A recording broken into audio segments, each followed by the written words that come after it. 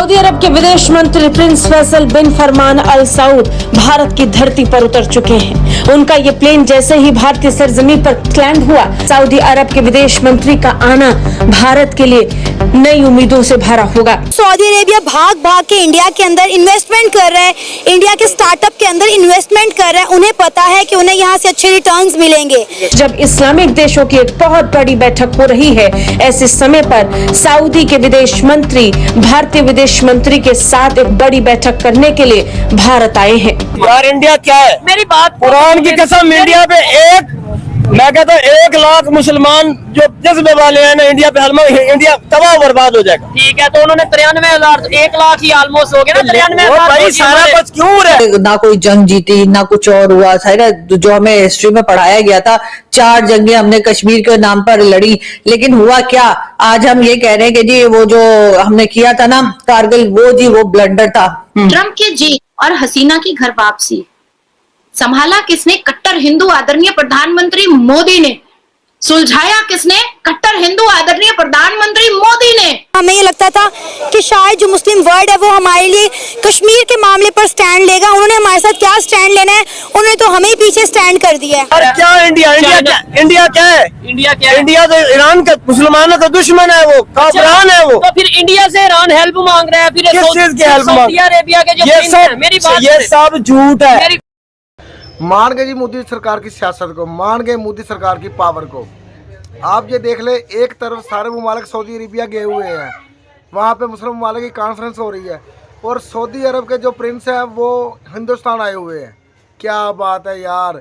और हम कहते हैं जी कि सऊदी अरब हमारे साथ है, पाकिस्तान के साथ है जी, पाकिस्तान के साथ मुश्किल घड़ी में खड़ा है। हालांकि सऊदी अरेबिया जो हिंदुस्तान गया है तो उसने पता नहीं कितने अरबों डॉलर की वहाँ पे इन्वेस्टमेंट करनी है, अरबों डॉलरों की। ये बड़ी बात है यार। और आप ये देख लें कि पाकिस्तान जब सऊदी अरब गया है तो उनके साथ किस तरह का सलूक हुआ है, या उनको कितनी इज्जत अफजाई उनकी हुई है पाकिस्तान की, ये तो सारी दुनिया ने देखा है ना।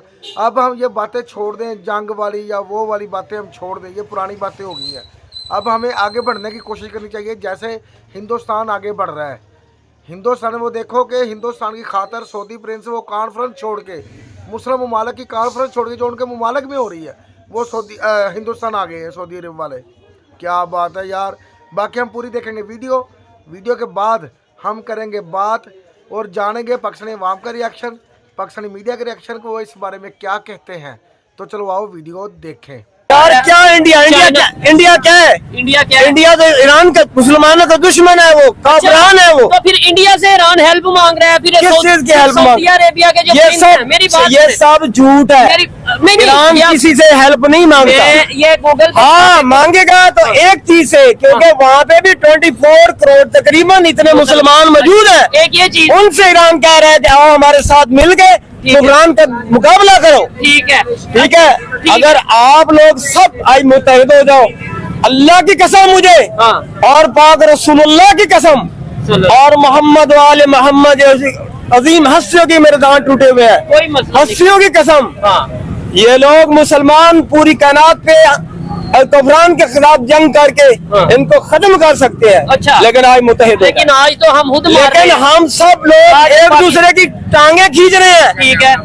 मौलवियों से लेकर बड़े बड़े मुफ्तियों तक लोग हराम खाने पे तुले हुए हैं। दो चीजों देखो बेहयाई कितनी है। कोई किसी की धी बहन जहाँ पे सर से कपड़ा उतार के चले, जब मेरी धी बहन चले तो मेरी गैरत बर्दाश्त करेगी। ठीक हो गया। ये तो आज मैंने देखा मौलवी साहब इतनी दाढ़ी वाले सामने पैदल चल रहे हैं और उसकी फैमिली पीछे सर पे रिदा भी नहीं है। ठीक है। और वो पीछे चल रही है। अच्छा मुझे मौका देना। ये कैसा कानून है? ये कैसे मुसलमान है? मुझे बात करने दे। एक तो आपने ये बोला कि भाई इंडिया कुछ भी नहीं, वो तो मुसलमानों का दुश्मन। यार इंडिया क्या है? मेरी बात कुरान की कसम, इंडिया पे मैं कहता हूँ 1 लाख मुसलमान जो जज्बे वाले हैं ना, इंडिया पे इंडिया तबाह बर्बाद हो जाएगा। ठीक है, तो उन्होंने 93,000 1 लाख ही ऑलमोस्ट हो गया ना। 93,000 सारा कुछ क्यों है? वो जज्बे वाले नहीं, तुम्हारे मुल्क की गवर्नमेंट के 93,000 अंदर एजेंसियां घुसी हुई है जो तुम्हारे साथ ऐसे हालात पैदा कर रही है। अवामी लीग की तरफ से जो हमारी शेख हसीना की पार्टी है, अवामी लीग की तरफ से अब सड़कों पर हो रहा प्रदर्शन।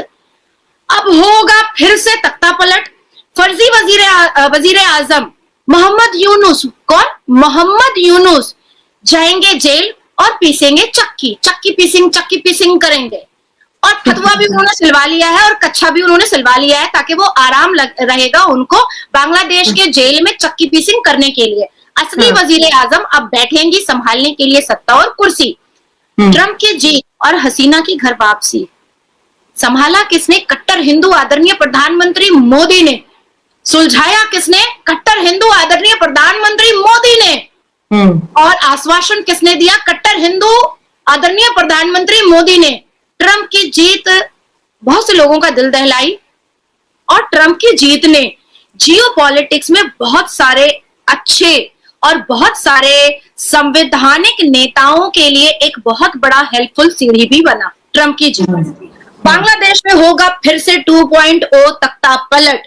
5 अगस्त 2024 के बाद जब से शेख हसीना वहां से निकली थी और उसके बाद फिर आदरणीय प्रधानमंत्री के छत्र छाया में, एक कट्टर हिंदू के छत्र छाया में एक मुसलमान बहन अपनी पूरी इज्जत आबरू के साथ, अपने पूरे मान सम्मान के साथ, अपनी पूरी लैविश और लग्जेरियस लाइफ को मतलब निभाते हुए एक कट्टर हिंदू के अंडर लीडरशिप बहुत ही खूबसूरती से, बहुत ही इज्जत से, बहुत ही मान मर्यादा से वो रही। और राखी बांधना शेख हसीना का आदरणीय प्रधानमंत्री मोदी जी को, उन्होंने राखी का फर्ज निभाया और अपनी बहन को सुरक्षित रखा अपने नेतृत्व में और अपने सनातन धर्म की पूरी आइडियोलॉजी को हमारे आदरणीय प्रधानमंत्री ने दिखाया भी। लेकिन अब ढाका के हालचाल कुछ अलग दिख रहे हैं। अब ढाका में कुछ अलग हवाएं चल रही हैं। अब ढाका में कुछ अलग गूंज हो रही है। ढाका के लोगों का कहना है अमर हसीना अमा के फिरोज चाहिए। इसका मतलब होता है कि हमारी हसीना हमें वापस चाहिए। कुर्सी बिल्कुल तैयार है शेख हसीना के लिए और लोग तैयार है शेख हसीना को के गले में माला पहनाने के लिए। शला, अब मैं बहुत सीरियस बात करने वाली हूँ। इतनी देर में बहुत खुश थी क्योंकि शेख हसीना वापस जा रही है, इसलिए।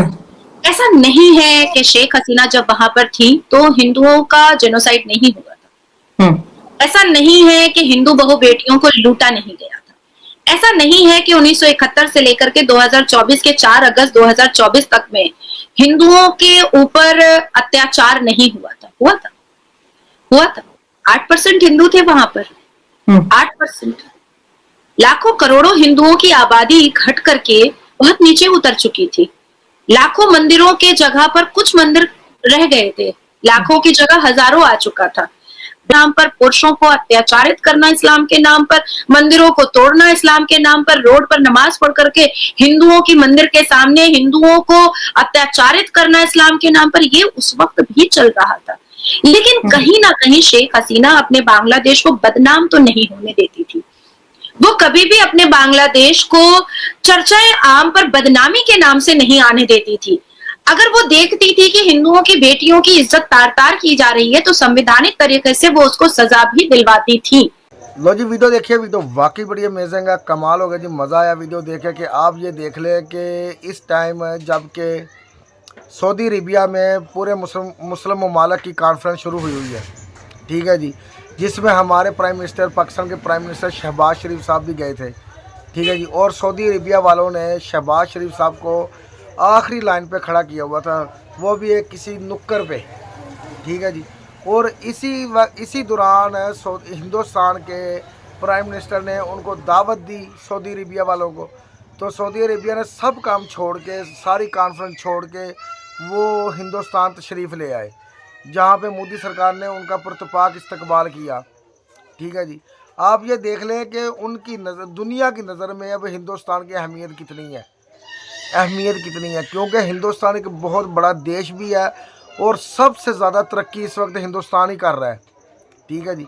हम पाकिस्तानी सिर्फ यही बातें कर रहे हैं जी कि हम जहाद करेंगे जी, हमें जज्बा बहुत है जी, कभी कारगिल, कभी कश्मीर, कभी किस तरह की बातें।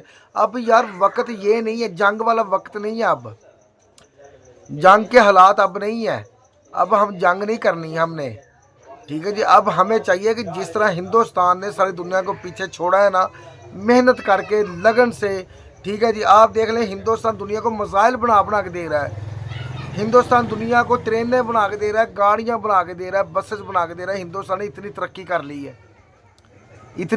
ली है, अब सऊदी अरेबिया वाले हिंदुस्तान आए हैं तो वो पता नहीं कितने अरबों की वो इन्वेस्टमेंट करेंगे हिंदुस्तान आके। उनका फ़ायदा भी होगा हिंदुस्तान में इन्वेस्टमेंट करने का, क्योंकि अब सारी दुनिया का जो यकीन है वो हिंदुस्तान पे है, हिंदुस्तान पे है। हिंदुस्तान ने इतनी तरक्की की है, हमें चाहिए कि ये जो हमारी अवाम कहती है जी कि हम जंग करेंगे जी, हम ऐसे कर देंगे वो कर देंगे, ये बातें पुरानी हो गई हैं। अगर हमने हिंदुस्तान के साथ मुकाबला करना है तो जैसे मोदी सरकार ने एक दफ़ा पैगाम दिया था पाकिस्तान को कि अगर आपने जंग करनी है तो हमारे साथ मिल के आओ, जंग करो। जंग करो, किस चीज़ में जंग करनी है जी? कि अपने मुल्क से आप भी गुर्बत को ख़त्म करो, हम भी ख़त्म करते हैं, ठीक है जी। अपने मुल्क से आप बेरोज़गारी को ख़त्म करो, हम भी ख़त्म करते हैं। अपने मुल्क में आप तरक्की लेके आओ, हम भी करते हैं अपने मुल्क में तरक्की, ठीक है जी। अपने मुल्क के अवाम को आप एजुकेशन दो, हम भी देते हैं। आज हिंदुस्तान एजुकेशन के मामले में कहाँ निकल गया है? IT के मामले में हिंदुस्तान कहाँ निकल गया? टेक्नोलॉजी के मामले में हिंदुस्तान कहाँ निकल गया? हमारे जहनों में अभी तक जज्बा ही है, जज्बा है, जंग है, कश्मीर है, कारगिल है, यही बातें पुरानी। आपसे आपने बोला 10 रुपये एक। हिंदुस्तान ने जब भी किसी देश को दावत दी है ना, वो उसी वक्त भागे चले आते हैं, सारे काम छोड़ देते हैं, सारी अपनी मीटिंग छोड़ देते हैं, सारी कॉन्फ्रेंस छोड़ देते हैं, ठीक है जी। और जब हिंदुस्तान किसी दूसरे मुमालिक में जाते हैं तो दुनिया आगे पीछे फिरती है, उनके लिए रेड कार्पेट बिछाए जाते हैं, उनका ऐसा इस्तकबाल किया जाता है कि तारीख में लिखा जाएगा कि वो इस्तकबाल। यह सिर्फ इतना सारा कुछ करने के पीछे जिसका आता है वो मोदी सरकार है। मोदी सरकार की मेहनत है कि उन्होंने अपने देश को किस लेवल पे पहुंचा दिया है कि आज दुनिया हिंदुस्तान की हाँ ना में बातें करती है, हिंदुस्तान की हाँ ना में फैसले होते हैं। ऐसे ही कहते हैं जी कि हिंदुस्तान मुसलमानों का दुश्मन है, मोदी सरकार मुसलमानों का दुश्मन है। यार मैंने हिंदुस्तान में महिलाएं जो मुसलमान औरतें हैं उनकी वीडियो देखी है, वो कह रहे हैं कि फ़र्स्ट टाइम मोदी सरकार ने मुसलमानों के हकूक़ की बात की है। मोदी सरकार ने मुसलमानों के हकूक़ के लिए कानून बनाया है, फर्स्ट टाइम मुसलमान औरतों के लिए। ये मोदी सरकार है। और आप ऐसे ही शोशा छोड़ा हुआ है जी, पता नहीं कहाँ से इस तरह के लोग आते हैं जो बातें करते हैं जी कि वो ऐसे हम कर देंगे जी, वो मुसलमानों को दुश्मन है। अगर मुसलमानों को हिंदुस्तान दुश्मन हो तो सारे मुस्लिम ममालिक हिंदुस्तान की तरफ क्यों जाए भाग के, ठीक है जी। सऊदी अरेबिया हिंदुस्तान जाता है, अफ़गानिस्तान हिंदुस्तान जाता है, मलेशिया हिंदुस्तान के साथ है, ठीक है जी। ईरान हिंदुस्तान के साथ है, तुर्की हिंदुस्तान के साथ है। किस किस की बात करें? अगर हम मुसलमान हैं तो हमारे साथ देखो किस तरह के तल्लक आते हैं, यही मुस्लिम ममालिक के जो पाकिस्तान को अच्छा नहीं समझते। ये पुरानी बातें हो गई यार, इस तरह की बातें अब करना छोड़ दें। अब दुनिया ने तरक्की की है, हम तरक्की करें। अगर हमने हिंदुस्तान के साथ मुकाबला करना है ना, जंग करनी है तो जंग हम तरक्की में करें, डेवलपमेंट में करें। हम दुनिया के साथ अगर मुकाबला करना चाहते हैं, हम ऐसे ही नहीं भाग भाग के दुनिया हिंदुस्तान में जा रही है और हिंदुस्तान दुनिया के पास आ रहा है। यार बड़ी हैरान की वाली बात है कि सारा कुछ छोड़ के वो हिंदुस्तान आ गए हैं यार, सऊदी अरेबिया वाले, ठीक है जी। और हम अभी तक कारगिल और कश्मीर को लेके बातें कर रहे हैं। अब ये पुरानी बातें हैं, छोड़ दें। अब ना तो कश्मीर हमें मिलेगा, ना हमने कश्मीर हिंदुस्तान को देना है, ठीक है। जंग करने का भी कोई फ़ायदा नहीं। जितना नुकसान जंग का पाकिस्तान को हुआ, किसी को नहीं हुआ। हिंदुस्तान तो आज फिर दुनिया से आगे निकल चुका है, तो पाकिस्तान दुनिया से पीछे रह गया है। पाकिस्तान सारा दुनिया से पीछे हो गया है, सारी दुनिया से कट हो गया है। पाकिस्तान के रिलेशन वो रिलेशन ही नहीं रहे जो होने चाहिए थे एक मुस्लिम कंट्री के नाते।